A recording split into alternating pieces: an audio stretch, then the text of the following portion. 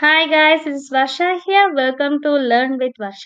ഇന്ന് നമ്മൾ ഡിസ്കസ് ചെയ്യാൻ പോകുന്നത് ഹാവ്തോൺ എക്സ്പെരിമെന്റിന്റെ നെക്സ്റ്റ് എക്സ്പെരിമെന്റ് ആണ്. Bank wiring observation room experiment and social organisation.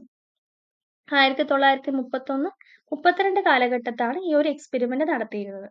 Main ആയിട്ട് ഈ ഒരു സ്റ്റഡി അല്ലെങ്കിൽ ഇതിന്റെ പേർപ്പസ് ഓഫ് സ്റ്റഡി എന്ന് പറയുന്നത് തന്നെ ഒരു ഓർഗനൈസേഷനിലെ പേയ്മെന്റ് ഇൻസെന്റീവ് അത് എത്രത്തോളം ഉൽപാദനക്ഷമതയെ എങ്ങനെ ബാധിക്കുന്നു എന്നാണ് ഈ പഠനത്തിലൂടെ കണ്ടെത്താനായിട്ട് ശ്രമിച്ചത്. അവിടെ റിസൾട്ട് ആയിട്ട് കിട്ടിയത് പ്രൊഡക്ടിവിറ്റി ഡിക്രീസ് ആവുകയാണ് ചെയ്തത്.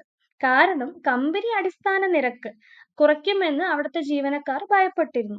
സോ ന്യായമായ ഒരു ദിവസത്തെ ജോലിയെക്കുറിച്ച് വ്യക്തമായ ധാരണ അവർക്കുണ്ടായിരുന്നു.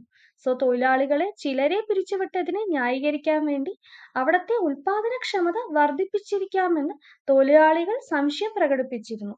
സോ ഈ ഒരു ഔപചാരിക ഗ്രൂപ്പുകളിൽ അനൗപചാരിക ഗ്രൂപ്പുകൾ അല്ലെങ്കിൽ അവിടുത്തെ ക്ലിക്കുകൾ എന്നാണ് പറയുന്നത് കേട്ടോ. സോ ആ ആ ഗ്രൂപ്പ് അവരെന്താണ് ചെയ്തത്? മേലധികാരികളെ നിയന്ത്രിക്കുന്നതിനും അനൗപചാരികമായ പെരുമാറ്റ നിയമങ്ങൾ വികസിപ്പിച്ചെടുത്തു. സോ മേലധികാരികൾ എന്താണ് അവിടെ ചെയ്തത്? ആ ചോദ്യം ചോദിക്കുമ്പോൾ അവ അസത്യമാണെങ്കിൽ പോലും അവിടുത്തെ ഗ്രൂപ്പുകൾ അതേ പ്രതികരണമാണ് നൽകിയത്. ഇതാണ് ഈ ഒരു എക്സ്പെരിമെന്റിലൂടെ കിട്ടിയ ഒരു റിസൾട്ട് എന്ന് പറയുന്നത്.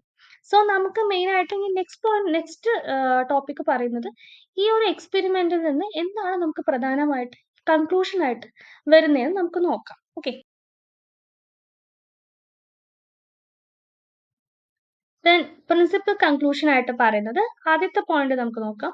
മെയിൻ ആയിട്ട് ആളുകളെ അടിസ്ഥാനപരമായി ഒരു സാമൂഹ്യ ജീവികളാണെന്നും നമുക്കറിയാം നമ്മളെല്ലാവരും ഒരു സോഷ്യൽ ബീയിങ് ആണ്, അല്ലെങ്കിൽ സോഷ്യൽ മീൻസ് സൊസൈറ്റിയിലാണ് നമ്മൾ ജീവിക്കുന്നത് അല്ലേ. സോ അതുകൊണ്ട് തന്നെ സാമൂഹിക ജീവികളാണെന്നും അതുപോലെ തന്നെ സാമ്പത്തിക ജീവികളല്ലെന്നും ഭരണാധികാരികൾ എന്ന് വെച്ച് കഴിഞ്ഞാൽ അവിടുത്തെ ഈ അഡ്മിനിസ്ട്രേറ്റേഴ്സ് കണ്ടെത്തി.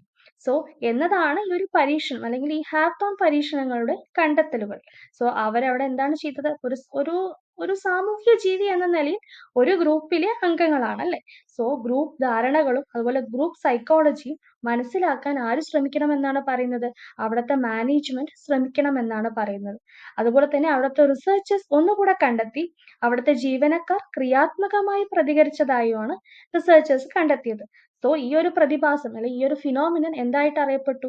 ഹാവ്തോൺ എക്സ്പെരിമെന്റ് എന്ന രീതിയിൽ അറിയപ്പെട്ടു. ഇതൊക്കെയാണ് ഈ ഒരു പോയിന്റിൽ മെയിൻ ആയിട്ട് പറയുന്നത്. സോ വളരെ സിമ്പിൾ ആണ്. നിങ്ങൾക്ക് എക്സാമിന് വന്നാലും നിങ്ങൾക്കത് എത്രയും പെട്ടെന്ന് നിങ്ങൾക്ക് മനസ്സിലാക്കാൻ കഴിയുന്ന രീതിയിൽ ഞാൻ പോയിന്റ് ആയിട്ടാണ് ഞാൻ ഇവിടെ കൊടുത്തിരിക്കുന്നത്. അപ്പോൾ ഒന്ന് രണ്ട് തവണ വായിച്ചു നോക്കുക. അപ്പോൾ നിങ്ങൾക്ക് ഈസി ആയിട്ട് എക്സാമിന് വന്നു കഴിഞ്ഞാൽ എഴുതാൻ പറ്റും കേട്ടോ. So next point. Next point പറയുന്നത് ഇവര് യൂസ് ചെയ്ത മെത്തേഡ്സ് അതുപോലെ തന്നെ ഇവര് കണ്ടെത്തിയ കൺക്ലൂഷൻസ് അല്ലെങ്കിൽ ഇവര് കൺക്ലൂഷൻസിലെത്തിയ ആ കാര്യങ്ങൾ ഇതെല്ലാം ഹാവ്തോൺ റിസർച്ചേഴ്സിന് എന്ത് ചെയ്യപ്പെട്ടു? ചോദ്യം ചെയ്യപ്പെട്ടു. ആ സമയത്ത് അവര് ജോലി സ്ഥലത്തെ മാനുഷിക പ്രശ്നങ്ങളിൽ എന്ന് വെച്ച് കഴിഞ്ഞാൽ ഹ്യൂമൻ പ്രോബ്ലത്തെയാണ് കൂടുതലും അവിടെ ഫോക്കസ് ചെയ്തിരുന്നത്. മീൻസ് ഹ്യൂമൻ ഫാക്ടർ ആണ് കൂടുതലായിട്ട് ഫോക്കസ് ചെയ്തിരുന്നത്. സോ അവിടുത്തെ മാനേജർ അവരുടെ പുതിയ ഒരു മാനേജീരിയൽ സ്കിൽസ് അവിടെ സജസ്റ്റ് ചെയ്തു. എന്ന് വെച്ച് കഴിഞ്ഞാൽ new mix of managerial skills അവിടെ സജസ്റ്റ് ചെയ്തു. ഇത് മെയിൻ ആയിട്ട് പറയുന്നത് സങ്കീർണവും അതുപോലെ തന്നെ സാങ്കേതികവുമായ വശങ്ങൾക്ക് പുറമെ മാനേജർമാർ മാനുഷിക വശങ്ങൾ കൈകാര്യം ചെയ്യണം.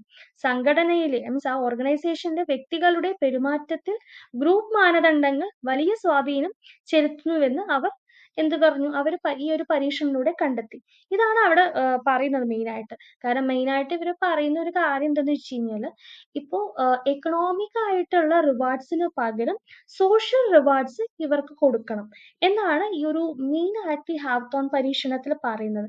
ഈ ഒരു എക്സ്പെരിമെന്റിലൂടെ നമ്മൾക്ക് ഇവിടെ കിട്ടിയ റിസൾട്ട് എന്ന് വെച്ച് കഴിഞ്ഞാൽ മെയിൻ ആയിട്ട് ഒരു എക്കണോമിക് ബെനിഫിറ്റിനെക്കാളും ഏറ്റവും കൂടുതൽ ഒരു ഓർഗനൈസേഷനിൽ അവിടുത്തെ വർക്കേഴ്സിന് വേണ്ടത് സോഷ്യൽ ആസ്പെക്ട് അല്ലെങ്കിൽ ഒരു സാമൂഹ്യ ജീവി എന്നതിലുപരി അവിടെ സോഷ്യൽ റിവാർഡ്സ് ആണ് കൊടുക്കേണ്ടതെന്നാണ് ഈ ഒരു എക്സ്പെരിമെന്റിലൂടെ നിങ്ങൾക്ക് സിമ്പിൾ ആയിട്ട് പറയുന്നത് കേട്ടോ.